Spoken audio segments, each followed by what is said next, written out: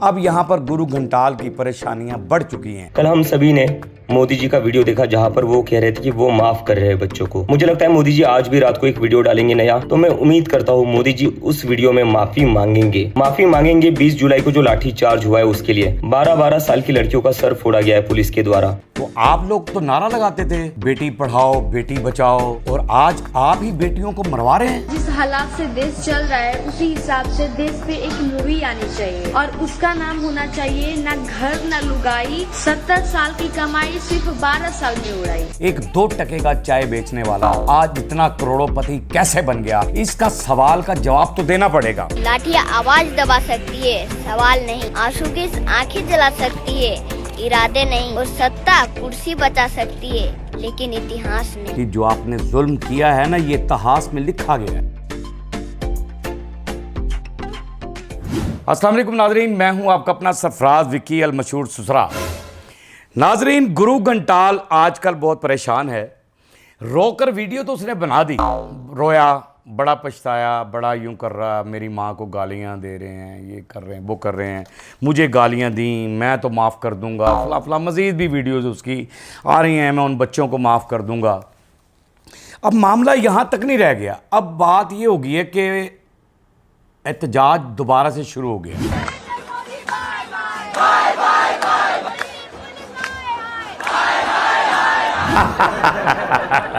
Delhi police hi hi, Modi bye bye, Modi bye bye.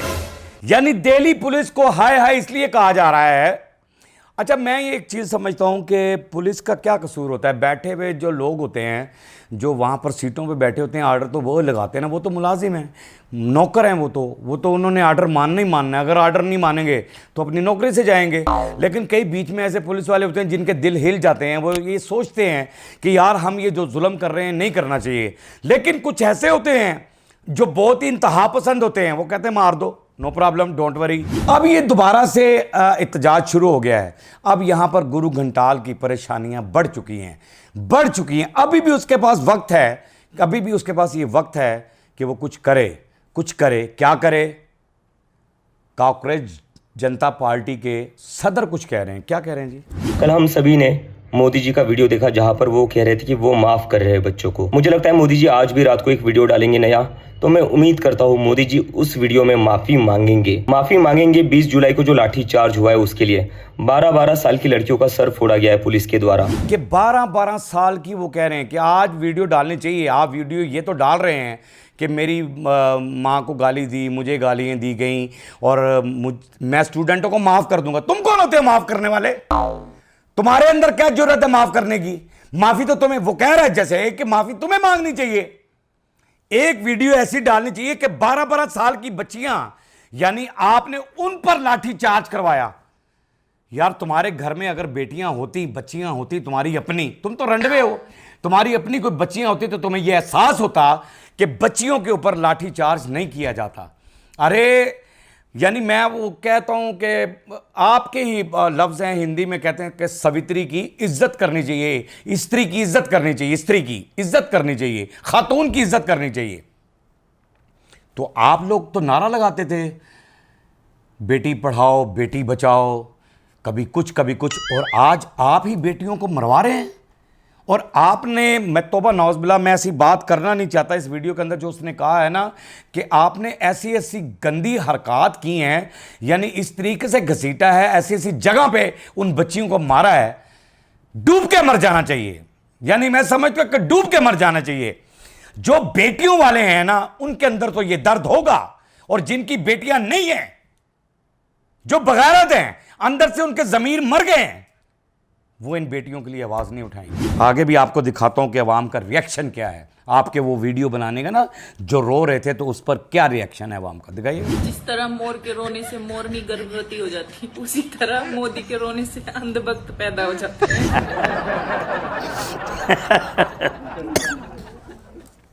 सही बात है। जिस तरह मोर के रोने से मोरनी, यानी वो बेशरम आदमी, इस तरह मोदी के रोने से अंधभक्त पैदा होते हैं। यानी तुम्हारे रोने से अंधभक्त जो आपके हैं वो तो पैदा हो सकते हैं, लेकिन सच्ची और खरी जनता नहीं। सच्ची और खरी जनता नहीं, जिनको इंसाफ चाहिए, जिनको अपने सवालों के जवाब चाहिए, वो जनता आपके ये मगरमच्छ जैसे आंसू जो है ना, ये जो आप संपत्ति हासिल करना चाहते हैं कि आगे इलेक्शन आ रहा है और मैं संपत्ति हासिल कर लूँगा, मैं ये कह दूँगा वो कह दूँगा, और जो तुम्हारे अंतभक्त जिनके अभी भी आपकी अंतभक्ति की पट्टी बंधी हुई है जिनकी आंखों पर, वो नहीं उतर रही, वो तो इस मामले में आपकी बातों में आ जाएंगे। लेकिन जो यूथ है, जो वहां के लोग हैं, जो सच्चे लोग हैं, वो आपकी बातों में नहीं आने वाले। वो आपके ये रोने धोने नहीं सुनने वाले। घटिया इंसान, आज तू रो रहा है, उस टाइम तेरे रोने कहां गए थे यार? जब तू ये जुल्म करवा रहा था उस टाइम तुझे रोना नहीं आया? उस टाइम तेरे आंसू नहीं गिरे? अपनी सीट बचाने के चक्कर में तूने पूरे मुल्क का बेड़ा गर्क कर दिया, और 12 साल के अंदर, यानी 12 साल के अंदर आप हिंदुस्तान को उस जगह पर ले आए। क्या कह सकता हूं मैं कि 12 साल में आपने क्या क्या लूट लिया, क्या लूट लिया जी।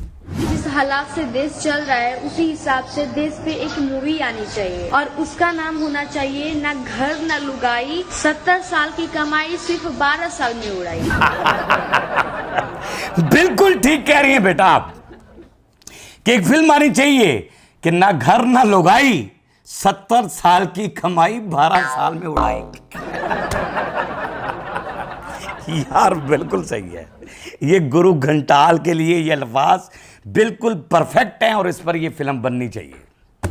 अरे एंटी पाकिस्तान तो बड़ी पिक्चरें बनाते हैं आप, बहुत फिल्में बनाते हैं आप। अच्छा, मैं ये मानता हूँ, मैंने बहुत सारी फिल्में ऐसी भी देखी हैं आपकी कि जिसमें आप अपने मुल्क के बारे में भी बनाते हैं। ये भी आज़ादी इतनी है आपके मुल्क के अंदर कि यानी फिल्में ऐसी बनती हैं, और कुछ फिल्में बनती हैं फिर आप वो जो फिल्में बना देते हैं उनको भी पकड़ने के चक्कर में होते हैं, आप उनको भी गिरफ़्तार करने के चक्कर में होते हैं। वैसे पिछले दिनों एक फ़िल्म आई वो सिखों की ना, मुझे उसका नाम नहीं आ रहा, और उस फिल्म के अंदर बताया गया कि पता नहीं कितने लाख सिख जो थे वो मार दिए गए थे और यूँ कर दिए गए थे, और वो जगजीत सिंह ने वो पिक्चर बनाई है, और वो पिक्चर वो बेचारा जाकर बाहर के मुल्क बैठ गया, उसने रिलीज़ तो करवा दी वो फिल्म, लेकिन आपने इंडिया में नहीं लगने दी वो फिल्म। यानी बीजेपी पूरी पार्टी जितनी भी है, गंदी की गंदी पार्टी ने सारा कुछ लूट लिया और अपने बैंकों के अंदर अपनी तिजोरियों में भर लिया।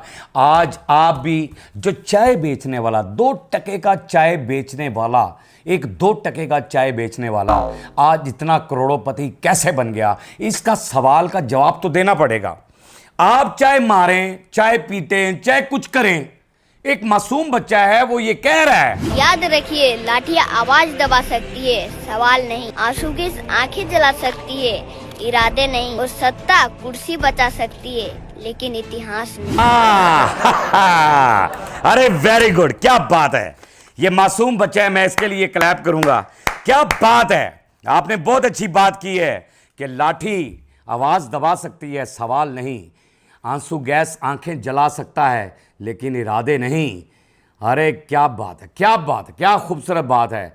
और जो इतिहास, हाय हाय, इतिहास याद रखेगा इस चीज़ को इतिहास याद रखेगा।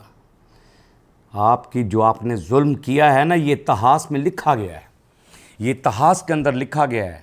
जब भी कभी कोई अच्छा लीडर आएगा तो वो मिसाल देगा कि कैसा गंदा लीडर, फिर वो मुझे नेहरू साहब की बात याद आती है, कैसा गंदा लीडर आएगा, कि एक ऐसा गंदा लीडर आ गया, ऐसा गंदा लीडर आया जिसने आकर मुल्क का सत्यानाश कर दिया, बेड़ा गर्क कर दिया। इस चीज़ का इतिहास गवाह रहेगा कि तुमने मासूम बच्चियों पे जुल्म करवाए।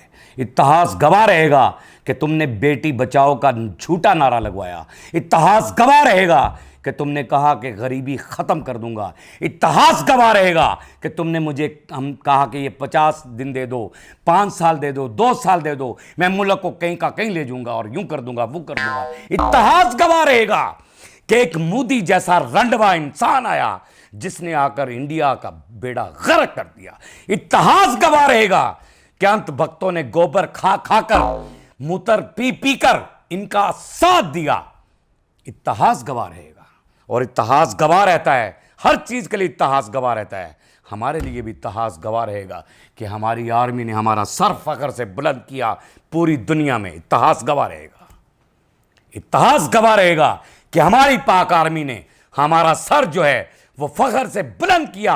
पूरी दुनिया में, पूरे वर्ल्ड में, दुनिया के हर कोने में सरहदों पे खड़े नौजवान हमारी इज्जतों की, हमारी जानों की, हमारे बच्चों की अपनी जानें हथेली पर रखकर हमारी हिफाजत फरमा रहे हैं, हमारी हिफाजत करते हैं, क्योंकि हमारा मुल्क महफूज हाथों में है।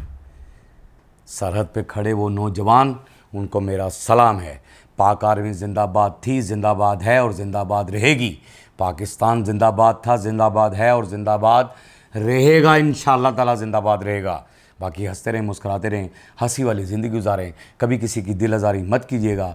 इज़्ज़त दें, इज़्ज़त लें, मोहब्बत बांटें और मोहब्बत हासिल करें और परवरदिगार पर यकीन रखें, क्योंकि सब ताकतें मेरे रब के अंदर हैं और वही सब कुछ कर सकता है। बेशक वही सब कुछ कर सकता है। हमने आपके लिए व्हाट्सएप भी बनाया है, टिकटॉक भी बनाया है, फेसबुक भी बनाई है, उसे भी फॉलो कीजिएगा। मस्किया चैनल को सब्सक्राइब करते रहें, लाइक करते रहें, कमेंट्स करते रहें और घंटी दबाना मत भूलिएगा, क्योंकि ससुरा आपके साथ है और जब तक जिंदा है आपके साथ रहेगा।